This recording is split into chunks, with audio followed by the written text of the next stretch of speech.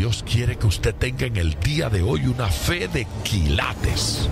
Más de 4 décadas dedicadas a la evangelización del mundo. Yo le estoy diciendo estas palabras para que usted fundamente su fe en realidades, en estas realidades eternas. Su contribución a la literatura cristiana hace evidente su compromiso con el Señor de hacer discípulos y formar ministros. La oferta del Señor a nuestras vidas es que nuestra fe crezca, que nuestra fe sea fortalecida. Escuchemos al doctor Díaz Pavón en Para que el mundo crea. Reciba la paz del Señor con mi saludo. Soy el pastor Díaz Pavón, feliz de compartir con ustedes en el día de hoy, dar inicio a nuestro programa Para que el mundo crea. Ayer comenzamos a hablar sobre el hombre. Escuchamos la primera parte de un sermón basado en la segunda carta a Timoteo del apóstol Pablo. Ese modelo de hombría que muestran esos versículos, ayer el énfasis eran lágrimas, hombres con lágrimas.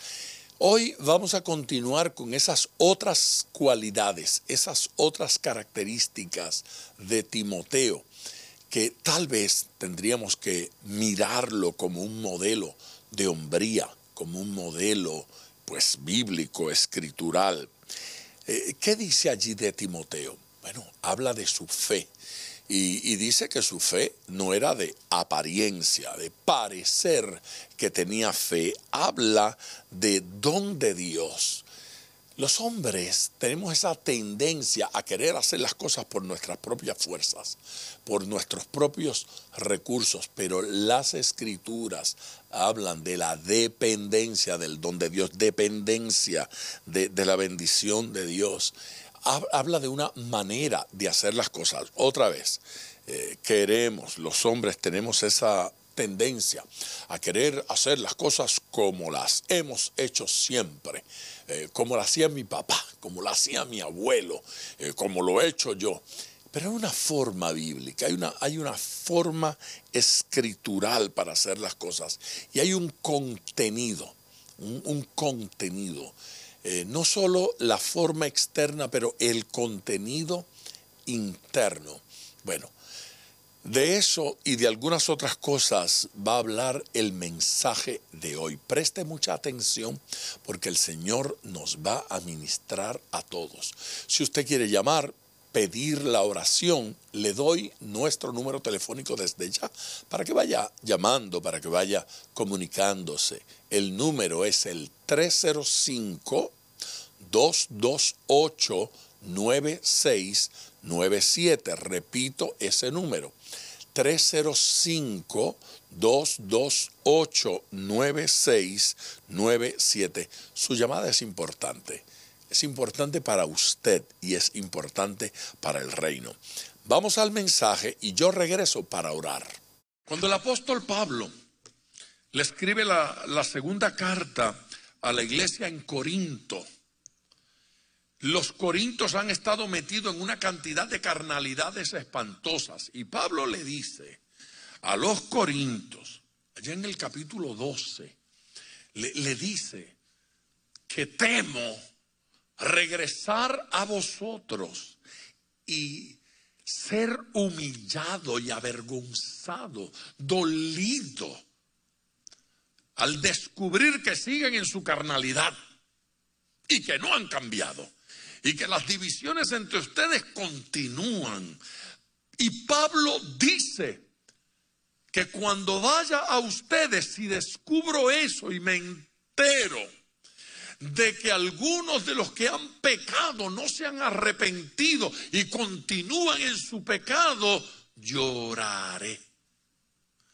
Eso me provocará llanto. Es decir, el apóstol Pablo está confesando que él llora al descubrir que hay hermanos que no cambian. Que le hace llorar descubrir que hay gente en la iglesia que no se arrepiente.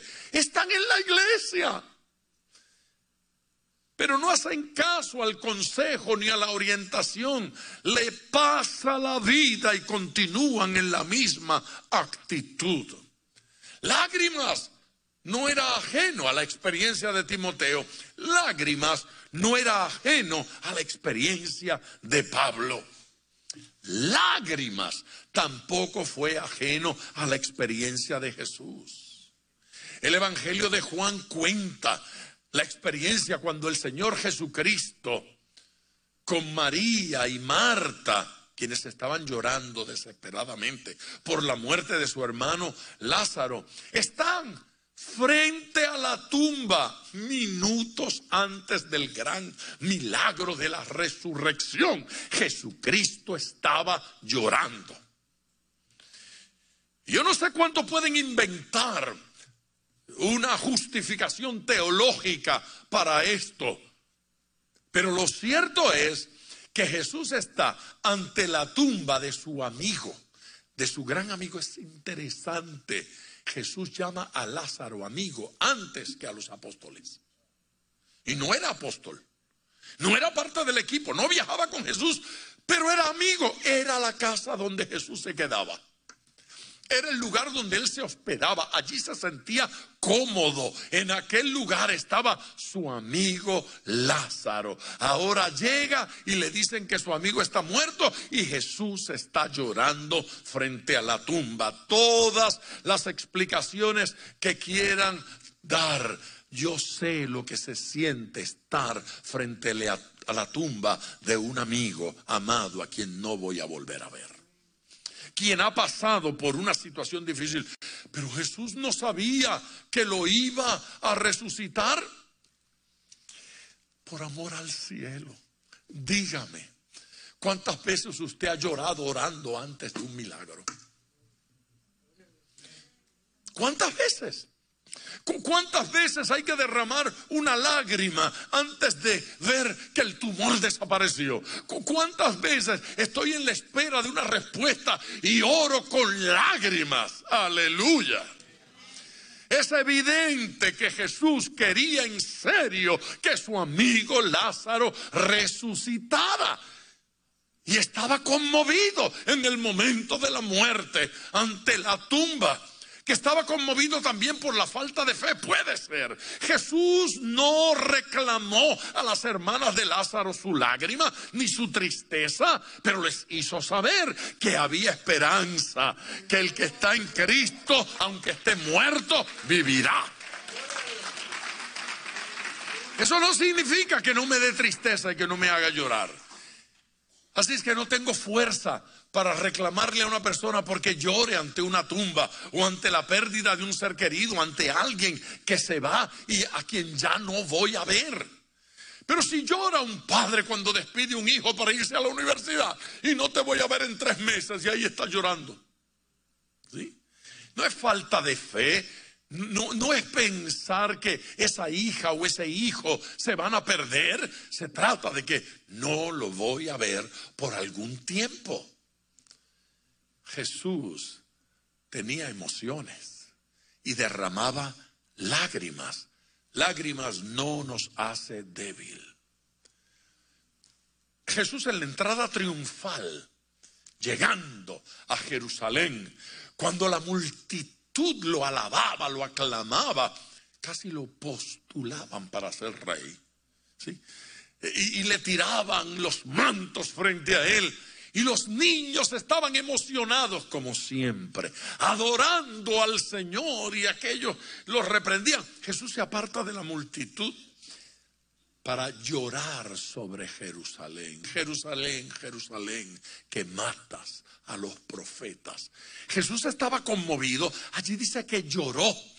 Así es que lloran por un amigo que se va. Lloran por un amigo que muere. Jesús, el apóstol, llora por una iglesia que no se arrepiente, que no cambia. Jesús llora por una ciudad que no aprende su responsabilidad profética, histórica, que no responde al mensaje de Dios. Pedro llora arrepentido después de negar a Jesús. Después de la negación, los ojos de Jesús lo alcanzan allá, a la distancia. Y conmovido, dice el texto, que lloró amargamente. Le dolió profundo, le fallé. Le dolió profundo, lo negué. Le dolió profundo, fui mal ejemplo. No fue destituido como apóstol, no fue destituido como discípulo, no fue destituido en el corazón de Jesús, todo lo contrario. La mirada de Jesús no era de rechazo, era de amor, y posiblemente eso fue lo que lo conmovió, porque si Jesús lo hubiese echado, tal vez se hubiese largado de allí amargado, pero no lo echó, lo miró, lo amó y le derritió el hielo que tenía en el corazón. Amor. Lágrimas en el apóstol Pedro. Estas fueron de arrepentimiento. Hay lágrimas en la adoración. ¿Recuerdan aquella mujer que se postró a los pies de Jesús? Y con lágrimas le lavó los pies, no con agua, con lágrimas. Y con su cabello se los secó, los enjugó. Lágrimas son parte del evangelio en la adoración. Son parte, son expresión dentro del cristianismo. Hay que adorar de verdad para que en medio de la oración las lágrimas corran. Corren cuando estamos metiendo el corazón en esa adoración profundamente. Afinar no es la clave. Es bueno, pero no es la clave. Tocar bien las notas no es la clave. Poner el corazón en la adoración, allí está la clave. Que me adoren en espíritu y en verdad. Adoradores, busca el Señor, que me adoren en espíritu y en verdad. Pueblo, debemos darle gloria al Señor. Las lágrimas que Pablo está apreciando y recordando de Timoteo no son lágrimas de hipocresía que intentan manipular a alguien con una lágrima de cocodrilo, dicen allá. Con una lagrimita de mentiras, de apariencia. No, estas no son lágrimas amargas. Él está hablando de unas lágrimas que ocurren por la obra de Dios, que ocurren por el propósito de Dios. Estas lágrimas que valen son lágrimas que tienen que ver con nuestro Señor. Dios las recibe. Amén. Dios recibe sus lágrimas en la oración. Dios recibe sus lágrimas en la adoración. El Señor las recibe y responde a ellas. Aleluya. Cuando el corazón está comprometido con el plan de Dios, ocurren lágrimas. Alguien que lo alabe. Aleluya. Y somos entonces hijos de la promesa. La promesa de que el Señor enjugará toda lágrima. Ese momento viene en que ya no vamos a llorar más, pero aquí vamos a seguir llorando. Pero allá ya no va a haber más lágrimas. El Señor las va a enjugar todas. Hay una segunda cualidad, característica que Pablo identifica en el carácter de Timoteo. La primera, sus lágrimas, su sensibilidad, su compromiso, cuán identificado estaba con esa causa. La segunda aparece en el próximo versículo, en el versículo número 5. Esa segunda cualidad, él la llama fe no fingida, trayendo a la memoria la fe no fingida. Amén. Fe no fingida que hay en ti, la cual habitó primero en tu abuela Loida y en tu madre Eunice, y estoy seguro, no había dudas en Pablo, que en ti también alguien que alabe. Aleluya. Fe no fingida.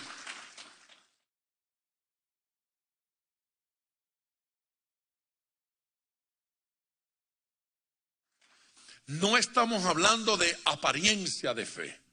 Estamos hablando de convicción real. No estamos hablando de fe heredada. Oh, como su mamá Eunice era creyente, él también. Como su abuela Loida era creyente, él también. Eso no es lo que está diciendo Pablo. El apóstol no está hablando de una fe que se hereda. El apóstol está hablando de un ejemplo de fe que afectó a la hija y un ejemplo de fe que afectó entonces al hijo y al nieto. Nuestra fe afecta para bien a nuestros hijos. Nuestra fe afecta para bien a nuestros nietos. Aunque la fe no se transmite de esa manera, no se transmite genéticamente, el ejemplo de fe nuestros hijos llegan a aprenderlo. Aleluya. Tenemos que permitir que nuestros hijos vean en nosotros fe no fingida. Cuando nuestros hijos nos ven conducirnos de una manera aquí, pero otra muy distinta en la calle y otra muy distinta en la casa, llegan a dudar de nuestra fe.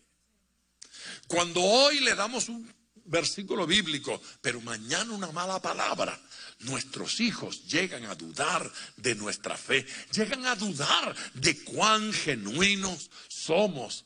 No es el caso de Timoteo. Su mamá tenía fe genuina, su abuela tenía fe genuina y él tuvo fe genuina. El apóstol Pablo comenta: la fe de este muchacho no es fingida. ¿Y qué ejemplos nos da Pablo de fe fingida? El apóstol hace un listado en esta y en otras cartas de gente que tenía fe fingida. No las vamos a discutir todas, pero fíjese, por ejemplo, en el capítulo 4 de esa misma carta, en el versículo 10, el apóstol alude a un hombre llamado Demas. Dice: porque Demas me ha desamparado. Yo estaba esperando ayuda de Demas. Yo estaba esperando sustento de Demas. Yo estaba esperando compañía de Demas. Y Demas me ha abandonado. Interesante. El caso de Demas en particular, no se trata de que se fue a adorar a otros dioses. No se trata de que Demas decidió involucrarse en una vida pecaminosa. Se trata de que a Demas llegó a parecerle que el ministerio de Pablo era muy difícil. Es decir, a cuando no lo tienen arrestado, lo están buscando. Y es muy fácil cuando uno solicita membresía a un ministerio y pregunta: ¿cuánto paga la plaza? Alabe si puede. ¿Y cuánto pagan por participar en ese trabajo? ¿Y cuánto le pagan al coordinador de campaña? Ese no es el caso. Esta gente, sin preguntar cuánto pagaban, iban con el apóstol, y Pablo dice que estas manos para sostenernos, es decir, había una sola cosa garantizada: sustento. Sustento. No se enriquecían con el ministerio. Alabe. Amén. Amén. Pero Demas, que se embarcó con Pablo en el ministerio, después de un tiempo le pareció muy duro. Entonces recordó Demas, ¿sí? Recordó que él tenía una casa y una familia y unos padres, y que había buena comida y que se estaba mejor allá. Entonces fue donde Pablo y le dijo: hermano Pablo, yo creo que yo... Y Pablo tronó: cobarde, sinvergüenza, mira, bandolero, ¿cómo tú vas a abandonar? Pero Demas ya había comprado el pasaje por América. Se regresó. No se trató de pecado, Pero Pablo está incómodo, Pablo está molesto, Pablo lo suma al grupo de fe fingida. ¿Dónde está la convicción de este cobarde? Eso mismo había sucedido con otro, Juan Marcos. Juan Marcos fue la razón por la cual Pablo y Bernabé se separaron. A Juan Marcos le pareció que el ministerio estaba muy difícil y que yo no puedo seguir en esto. Y que, ay no, Pablo, aquí hay mucho chismoso. ¿Cuántos oyeron esto? Es que aquí hay gente muy quejosa, yo voy a dejar esto. Que quisieron distanciarse y Pablo tronó contra Juan Marcos y lo echó y dijo, aquí no lo quiero. Y luego cuando Marcos quería entonces seguir, Pablo dijo, no, por cobardongo que es. Esa palabra en hebreo es difícil de entender. Y lo dejó.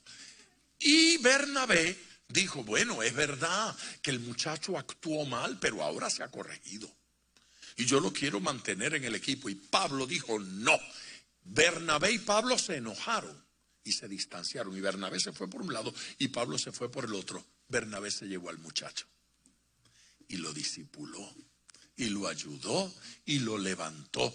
Y luego Pablo, viendo el fruto de la vida de Juan Marcos, entonces dijo, en otro tiempo, este muchachito, yo dije que él era, pero ahora reconozco que realmente Dios ha hecho una obra. Sí. En una palabra, Bernabé tenía razón. Pero no estamos diciendo que no hubo culpa en Juan Marcos o en Demas. Lo cierto es que ese Juan Marcos es el que escribe el Evangelio según Marcos. Así que ese maravilloso evangelio se debe a un muchacho que no siempre fue lo mejor, pero que se corrigió y se orientó. Amén. El apóstol aprecia la fe no fingida. Y nosotros tenemos la historia de Alejandro el calderero. ¿Recuerdan? Aquel que se opone a los ministros, Figelo, hay tantos, Hermógenes, otros de los que Pablo ataca, Himeneo y Fileto, esos son famosos, conocidos. Sí, sí. Y en las distintas iglesias, y no solo Pablo, el apóstol Juan también habla de algunos y señala los defectos de ciertos líderes que con hipocresía manipulan el ambiente. Fe no fingida había en el corazón de Timoteo. Fe no fingida, fe genuina, fe auténtica. Así es que el apóstol Pablo habla de una cualidad que había en Timoteo. Él sabía llorar. Había una segunda cualidad, su fe era genuina, su fe era auténtica, amén. Y luego habla de algo más. Vaya conmigo, por favor, próximo versículo, el versículo número 6. Por lo cual te aconsejo que avives el fuego del don de Dios que está en ti por la imposición de mis manos. El don de Dios que está en ti. Los hombres de Dios han recibido un don de Dios. Las hijas de Dios han recibido un don de Dios. Todo creyente puede apreciar que en sí hay una cualidad, una característica, un dote de Dios para ser usado por el Señor. Aleluya. Estos cobardes dieron la espalda al apóstol, dieron la espalda al ministerio, se regresaron a la casa cómoda, abandonaron la tarea. Es que hay aquí gente incómoda, es que no me pagan como se debe, es que hay muchos problemas, y entonces tiraron la toalla y salieron corriendo. Pero Pablo le dice a Timoteo, el don que está en ti, tienes que avivarlo. Le está diciendo, el carbón está encendido, pero sóplalo para que se levante la llama. Sóplalo para que alcance a otros.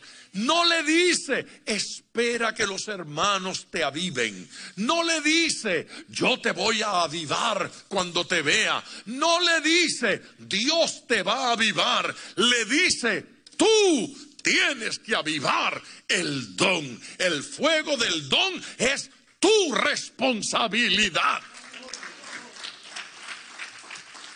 Allí no dice, espera que te llamen, espera que te pongan, espera que te nombre. Allí dice, no descuides el don que hay en ti, avívalo. Es mi responsabilidad. No puedo esperar por nadie. Acción voluntaria, acción intensa, acción para bendecir, no para exhibirme, para bendecir, para ayudar, para ministrar a otros. ¿Cuántos dicen amén?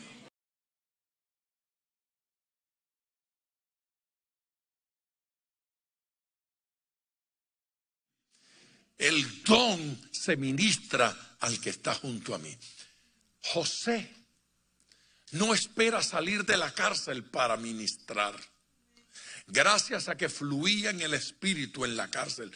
Ay, Señor, si tú me sacas de aquí, yo ministro.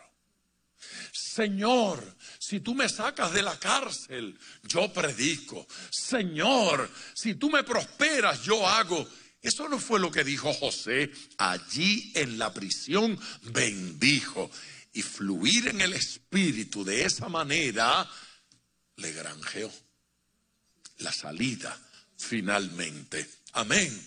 Así es que fíjense, José fue fiel en la casa de su padre, con sus hermanos los hipócritas chismosos, en el hueco cuando lo tiraron, en la casa de Potifar, en la cárcel. Amén. Y entonces pudo ser fiel cuando fue nombrado primer ministro de la mayor potencia del mundo en aquel momento. Eso es lo que significa: quien me es fiel en lo poco, lo colocaré en lo mucho. Alabe a Dios. Hay una cuarta cualidad, una cuarta característica que debemos mirar. Está en el versículo número 13, bien diagramada. Versículo 13, retén la forma, diga conmigo la forma. Retén la forma de las sanas palabras que de mí oíste, en la fe y amor que es en Cristo Jesús. Retén la forma de las sanas palabras. ¿Sí? No dice retén las sanas palabras. No dice retén las palabras. Le dice retén la forma. ¿De qué está hablando el apóstol? Está diciéndole, cíñete al modelo. Ya te dije cómo se hace. Ya te dije cuáles son las palabras. Ya te dije cuál es la enseñanza, cuál es la doctrina. Cíñete al modelo. No es como quieras, es como te estoy diciendo. Se supone que usted alabe. ¿Sí? Cíñete al modelo. Me gusta esto. Me gusta esta forma de expresión. ¿Sabe qué? Interesante. En inglés dice pattern, modelo o molde o patrón. ¿Sí? Patrón. Ahora mire qué curioso. La palabra que se traduce ahí del griego en ese versículo, particularmente habla de la acción de calcar. Ustedes calcaban cuando eran niños en la escuela. Los ponían a calcar figuras. Ok. Lo que dice allí es la acción, mire qué interesante, de poner debajo la imagen con luz para que se transmitiera hacia arriba y poder entonces marcarla. ¿Cuántos hicieron eso? Se llama calcar. Usted pone la carita allí con luz debajo y en el papel arriba usted puede ¿qué? Calcar. Pablo le está diciendo, no inventes, lo que tienes que hacer es calcar. Ya te di el patrón. Le está diciendo, conforme al modelo que te he presentado, conforme al ejemplo que te he dado, en la forma en que te he enseñado que se hace, mantén la forma, no la cambies, no solo las palabras, pero la manera, la forma de hacerlo. Cíñete a esto, no te busques otras formas ni otras maneras, porque no funciona. Entonces alguien dice, pastor, pero estamos en el siglo XXI. Ay, gracias por la información. Pero fíjese bien, no hay formas en el siglo XXI que haga que los cánceres desaparezcan, pero este antiguo evangelio los sigue provocando. No hay formas en el siglo XXI para lograr que el sordo oiga y que el ciego vea, pero este antiguo evangelio sigue haciéndolo. Entonces hay que calcar este evangelio, la forma de Dios, el estilo divino, lo que Dios quiere en nuestra vida. Aleluya. Esa correcta interpretación de la Biblia, tenemos que ceñirnos a ella. Nuestra teología tiene que ser genuina, conforme al modelo de los hombres de Dios en las Escrituras. Y entonces nosotros podemos esperar que Dios haga hoy lo que hizo ayer. Pero la Biblia sigue diciendo que Él es el mismo, ayer, hoy y por los siglos. Que Él no cambia, que lo que hizo ayer podemos esperar que lo haga hoy. Aleluya. Que lo que dijo ayer lo sigue diciendo hoy y proyecta hacia, ay, pastor, pero es que estamos adelantados. No. Estamos atrasados en lo que estamos. Ve, Jesucristo hacía cosas que la ciencia todavía no entiende. Jesucristo decía cosas que la sociedad todavía no entiende. Y mientras vamos avanzando, vamos descubriendo que la Biblia tenía razón. Que lo que el Señor dijo era absolutamente cierto. Y hoy podemos decir con el apóstol Pablo, porque no me avergüenzo del Evangelio. Finalmente, el versículo 14 nos da el quinto elemento. Dice, guarda el buen depósito. ¿Sí?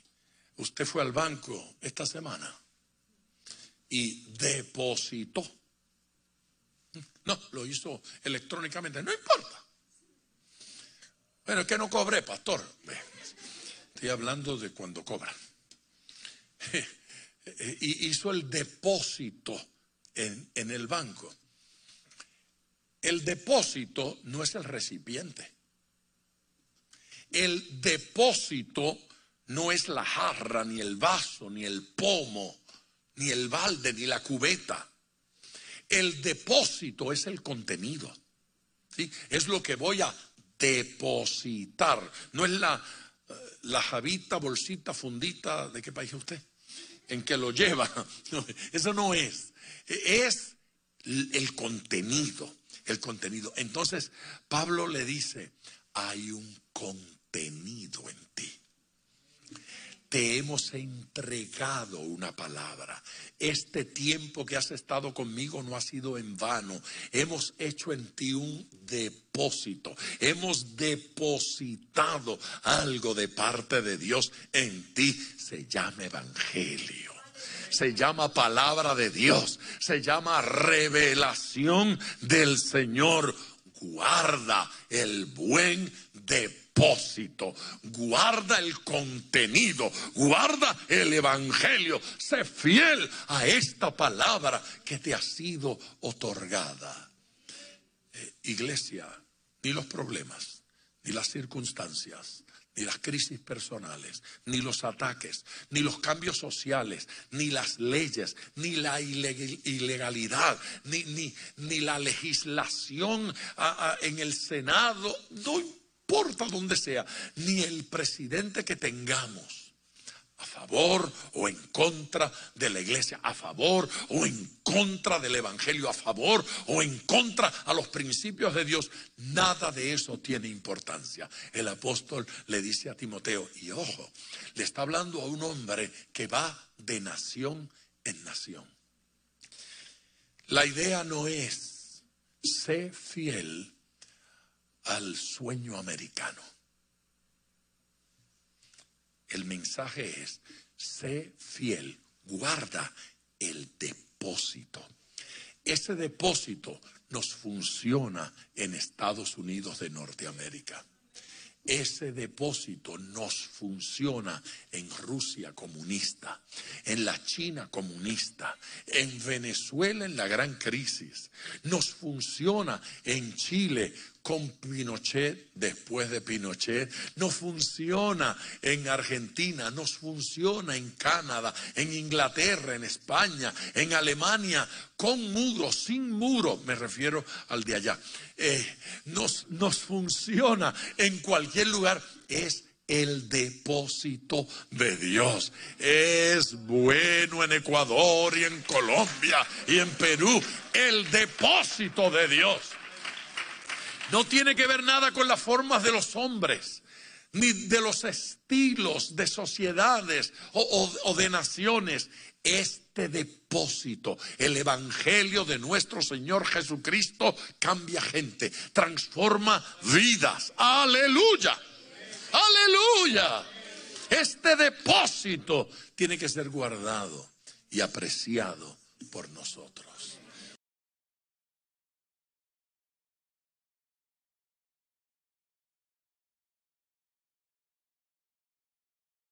Qué belleza de palabra, palabra tan poderosa. La palabra de Dios siempre es rica y siempre es enriquecedora, siempre nos nutre. Así es que ya en breve vamos a orar, pero si usted no ha llamado, este es el momento de hacerlo. Llame ahora. Comparta su petición, comparta su urgencia, comparta su necesidad. Quiero orar con usted. 305-228-9697. Es importante su llamada. Llame ahora. 305-228-9697. Por otro lado, también puede escribirme nuestra dirección, y esa es la dirección en la cual yo recibo sus peticiones para orar por ellas. Es biblia@diaspavon.com. Otra vez, biblia@diaspavon.com. Díaz con Z, Pavón con B de Biblia. Escríbame y hágame saber cuál es esa necesidad por la cual usted quiere que oremos. Padre eterno, gracias por toda la gente que se está comunicando y por aquellos, Señor, que escuchan a la distancia y aunque no se pueden comunicar, tienen una petición, una necesidad.